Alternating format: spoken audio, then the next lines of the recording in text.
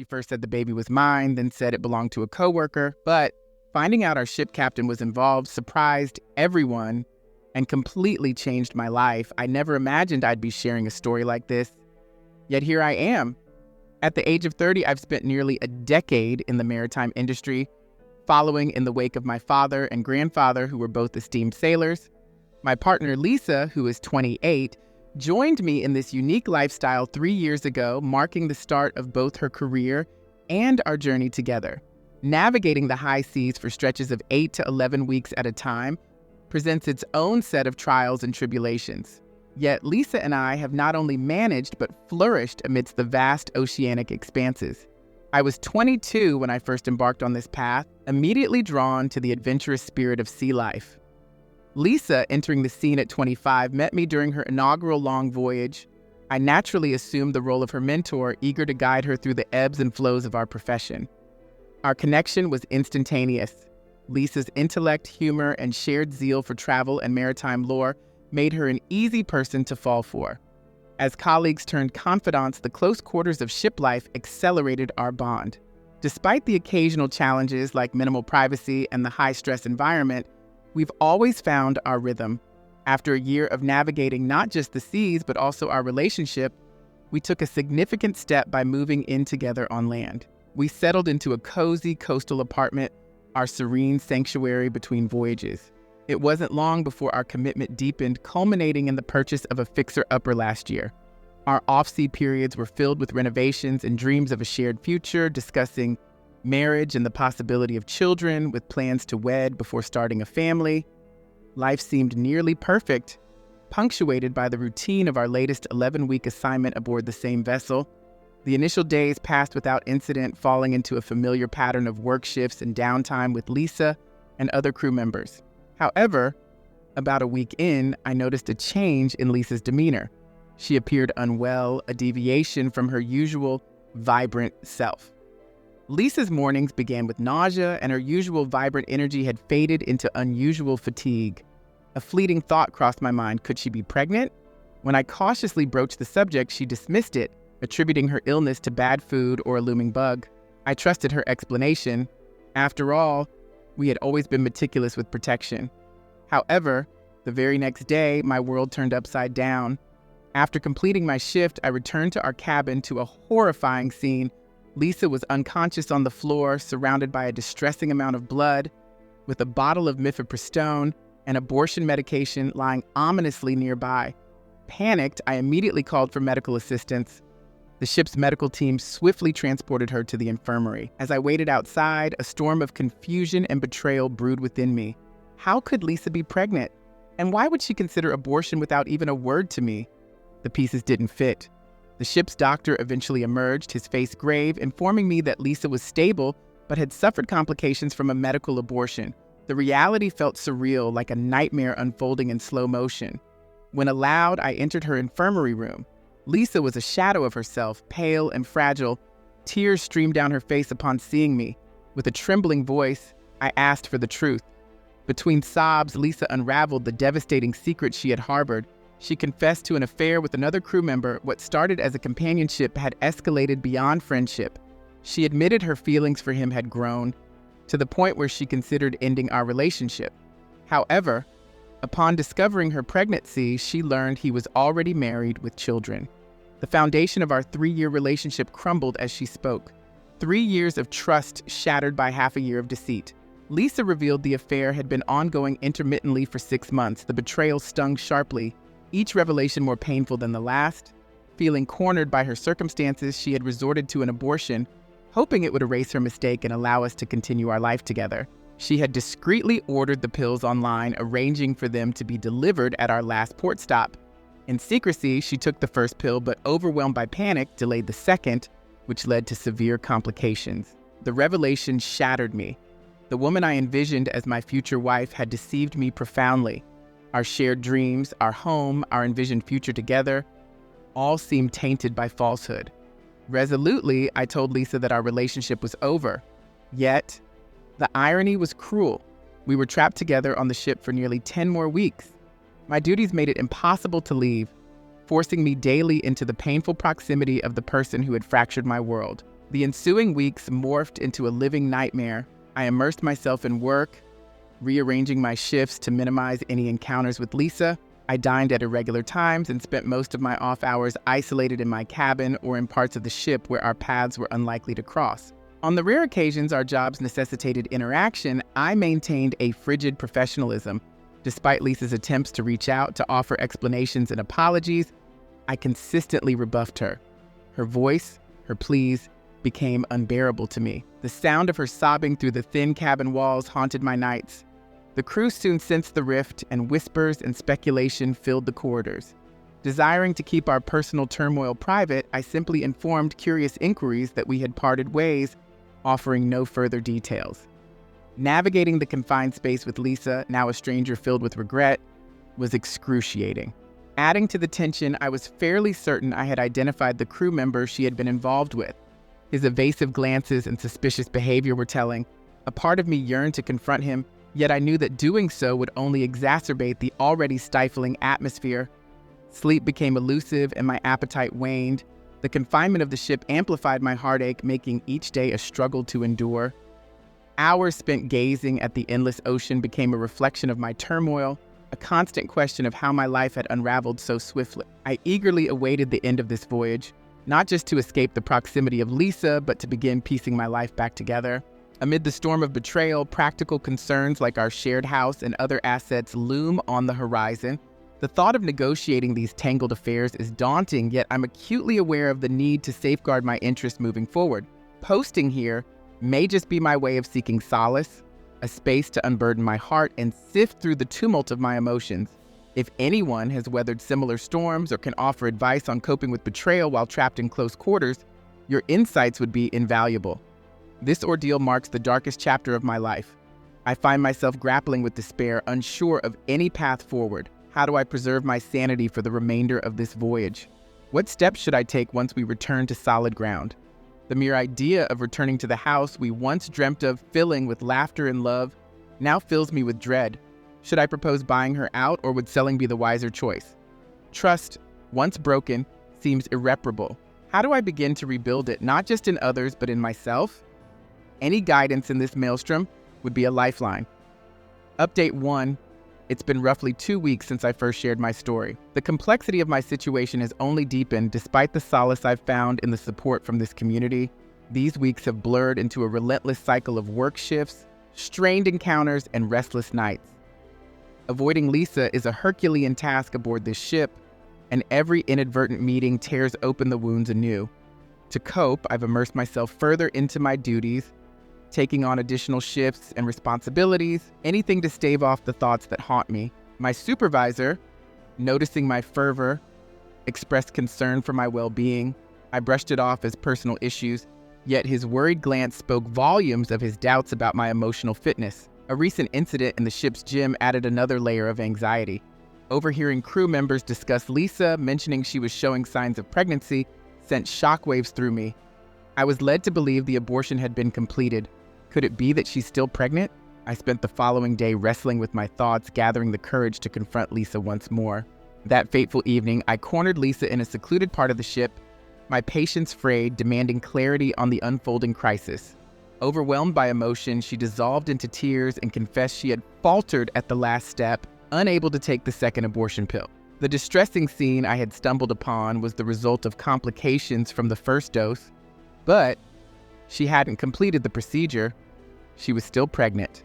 Stunned by the revelation, I listened as Lisa pleaded with me to reconsider our separation, suggesting that the pregnancy might be fate's way of saying we were meant to stay together. I dismissed this notion outright, emphasizing that our lives had only spiraled into chaos since her betrayal, and stating unequivocally that I wanted no part in raising a child that might not even be mine. That's when she delivered yet another staggering piece of news. Lisa wasn't certain of the baby's paternity. She tearfully explained that she had been intimate with both me and the other crew member within a narrow window around the time of conception. Initially, she had assumed the other man was the father due to the timing, but now, doubts clouded her mind. This twist sent me reeling. The sheer possibility that I could be the father was tormenting. The thought of having a child before marriage was never in my plans, yet the potential that I might already be a father was unsettling. A part of me clung to the hope that I wasn't the father, longing for a clean break from this ordeal. But another part was haunted by the fear of one day regretting abandoning my own child. I insisted on a paternity test as soon as we disembarked, to which Lisa reluctantly agreed. Meanwhile, the rumor mill aboard the ship churned with whispers of Lisa's pregnancy, sparking widespread speculation about the identity of the father. The crew member she had been involved with appeared increasingly anxious, perhaps fearful of the repercussions should his wife back home learn of his indiscretions. To escape the prying eyes and incessant gossip, I retreated to my cabin during most of my free time, seeking solitude from the judgment and murmurs that seemed to follow me everywhere. While some crew members offered words of support or well-intentioned advice, it seemed the majority were simply reveling in the scandal. This tumultuous environment has even begun to impair my professional focus as I find myself distracted and prone to errors that were once uncharacteristic. Yesterday, my distraction nearly resulted in a serious accident. My supervisor, noting my lack of focus, pulled me aside once more and suggested I consider taking a leave of absence upon our return to shore. The potential impact of this ordeal on my career is deeply concerning. Meanwhile, the whirlwind of emotions continues to torment me. Although Lisa's betrayal has left a deep scar, glimpses of her struggling with morning sickness and the overall stress occasionally rekindle the protective feelings I once held dearly. Yet, I must continually remind myself of her deceit and the irreparable damage it has caused to our relationship. Mike, the other crew member entangled in this debacle, has been increasingly peculiar around me. He seems eager to speak privately, but I've deliberately avoided such encounters, fearing I might confront him more aggressively than intended. Part of me yearns to report his misconduct to our superiors, yet I recognize that escalating the situation could backfire. This predicament has led me to question my future in this industry. My passion for the sea, once a cornerstone of my identity, now feels overshadowed by the tainted memories associated with this voyage. The prospect of embarking on another journey, possibly alongside Lisa, Mike, or anyone privy to this scandal, fills me with dread. The weeks until we dock stretch ahead like a vast, insurmountable expanse.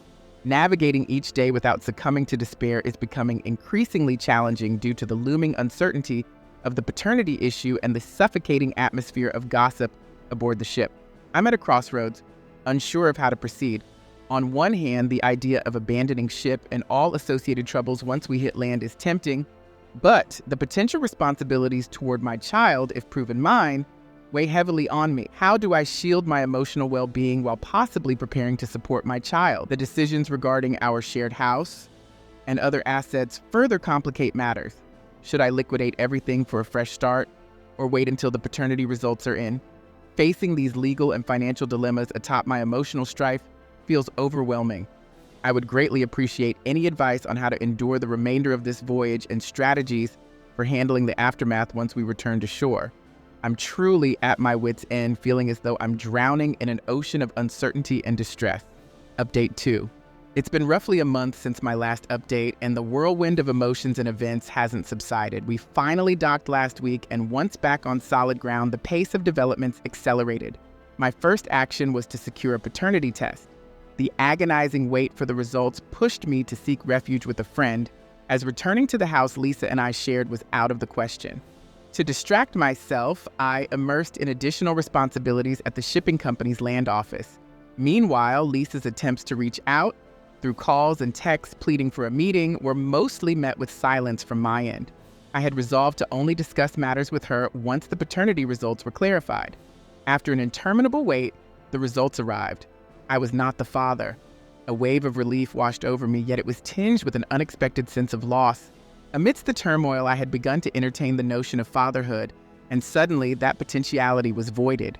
I decided to confront this closure directly and met Lisa to deliver the results in person. Her reaction was a mix of tears and apologies. She confessed she had hoped the child was mine, claiming lingering feelings for me. Despite her emotional plea, I firmly reiterated that our relationship was over and expressed my intent to dissolve our shared assets and move forward separately.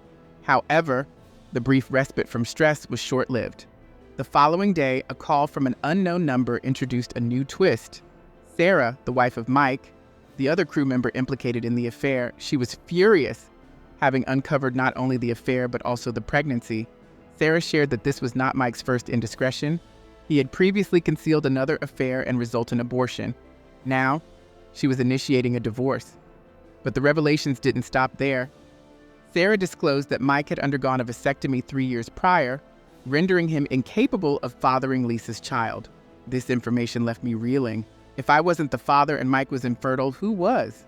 Confronted with this bewildering puzzle, I pressed Lisa for the truth. Overwhelmed by the corner she was backed into, she unraveled the entire story through her tears. The real father was none other than our ship's captain, with whom she had a fleeting encounter at the voyage's onset. He had ended the affair almost immediately, insisting it was a grave mistake that could not be repeated. Lisa's revelation about the captain stunned me. Her desperation had led her to fabricate the entire story about Mike to shield the captain from scandal. The complexity of her deceit was almost admirable in its cunning. Despite her pleas for forgiveness, claiming she hadn't intended for the situation to spiral so disastrously, I was resolute in cutting ties. I informed her bluntly that I wished no further contact with her. The news of the captain's indiscretion quickly spread among the crew, igniting a firestorm of gossip and resulting in an official investigation. It seemed inevitable that he would face severe repercussions, potentially losing his command. Amidst the upheaval, the shipping company was scrambling to manage the fallout, eager to prevent the scandal from reaching the public eye. Meanwhile, I was left to salvage what remained of my personal life. The house Lisa and I had purchased together loomed as a significant dilemma, and our mutual friends were now polarized, each aligning with their chosen side of the dispute. This scandal threatened to stain my professional reputation by mere association. I felt a cocktail of anger, betrayal, and fatigue. Just when I believed I had uncovered all of Lisa's deceits, yet another layer would surface, shaking the fragile foundations of trust I had once held. The company suggested I'd take some time off, and I found myself contemplating an extended leave or perhaps resigning altogether. The prospect of returning to sea, a place now marred by whispers and judgment, seemed overwhelmingly grim. Legal consultations were underway to navigate the complexities of dividing our shared assets. With Lisa now both pregnant and unemployed, having been dismissed once her role in the scandal surfaced, the situation was particularly intricate. I also wrestled with the moral dilemma of whether to inform the captain's wife about the affair. While part of me felt she deserved to know, another part was weary of further entanglement in this sordid affair. During this turbulent time, I found an unlikely ally in Sarah, Mike's estranged wife. Our conversations, born out of shared experiences of deceit, provided a semblance of solace.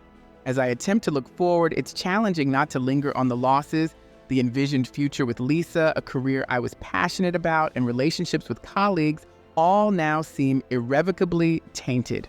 In an effort to navigate the tumultuous waves of my emotions, I've started seeing a therapist. Although it's still early, the sessions appear beneficial, offering a sanctuary where I can freely express my frustrations and anger.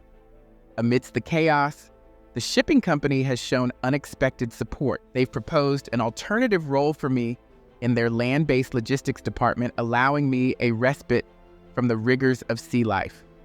This option is increasingly appealing, especially as the mere thought of returning to sea churns my stomach. Regarding Lisa, word from mutual friends is that she has retreated to her parents' home. She has decided to keep the baby and raise it on her own, as the captain has distanced himself, embroiled in his own battles to salvage his career and marriage. Despite my lingering anger towards Lisa, a complex mix of emotions surfaces: pity for the life she now faces, jobless, alone, and stigmatized, her future as a single parent looming dauntingly. While her actions are inexcusable, I occasionally ponder how honesty might have altered our paths dramatically. Currently, I'm grappling with decisions about our shared property and my professional future, but I'm taking life day by day, focusing on personal healing and rediscovering my identity independent of my relationship with Lisa and my sea-bound existence.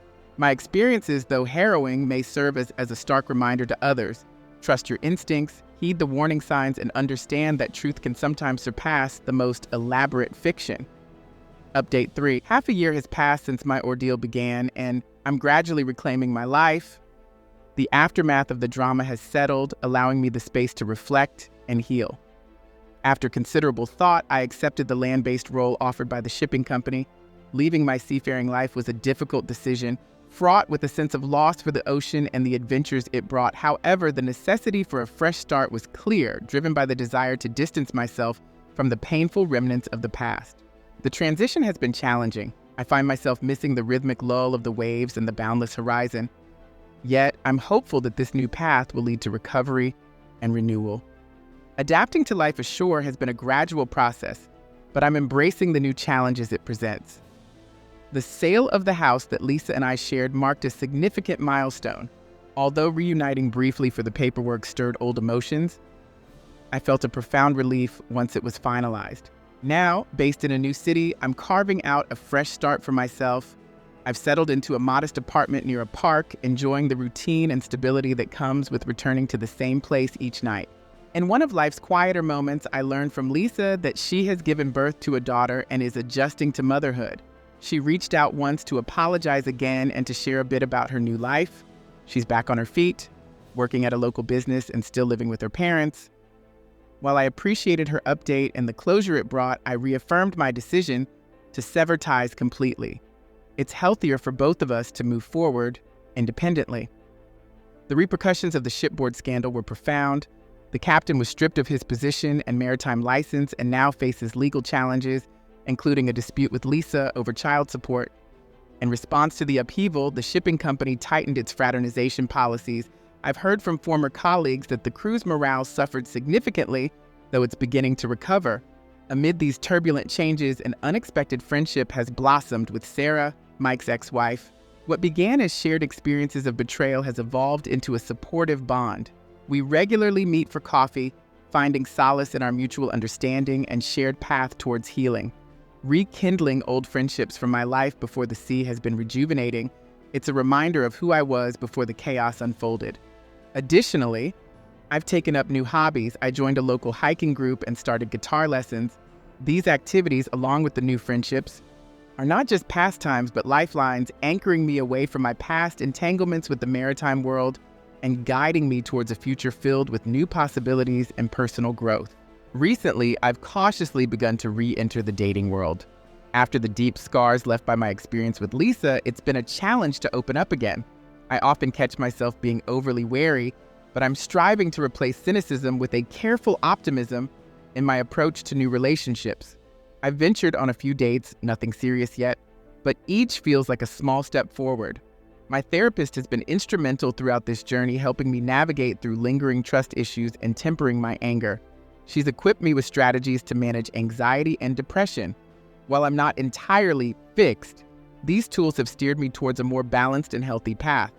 Financial recovery has been gradual. The division of assets with Lisa and the sale of our shared house tightened my budget, but I'm slowly rebuilding my savings. My new job, which is both well-paying and land-based, reduces many of the expenses I had while at sea. I'm even starting to entertain the possibility of buying a small place of my own, a thought that marks a significant milestone in reclaiming my independence. Reflecting on the tumultuous shifts my life has undergone still feels surreal at times. The betrayal and the dissolution of the future I had planned with Lisa occasionally resurface, sparking anger or sadness. However, these moments are becoming less frequent. I'm learning to trust my instincts more robustly and to prioritize transparency and honesty in all my relationships.